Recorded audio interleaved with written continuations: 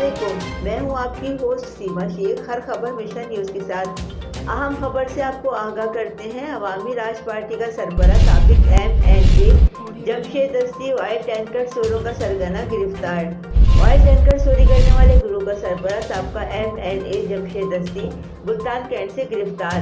चंद रोज कबल रात के वक्त चौक कुरैशी जिला मुजफ्फरगढ़ में पुलिस मोबाइल हमला दो मुलाजिम एलिट फोर्स वर्दी में 2 गनमैन जमशेद दस्ती ऑयल टैंकर को रोकने पर अगवा करके साथ ले गए। असले के जोर पर 40 लाख का ऑयल टैंकर से तेल निकाला। एलिट फोर्स के एहलकार के इकबाल जुर्म पर DSP सिटी की सरबराही में DPO मुजफ्फरगढ़ की हिदायत पर टीम तश्कील दी गई, जिसने ऑयल टैंकर चोर के सरगना साबिक MNA जमशेद दस्ती को गिरफ्तार करके जिला मुजफ्फरगढ़ में मुंतकिल कर दिया। Report Arfa Khan Nasir, senior reporter, Punjab mission news.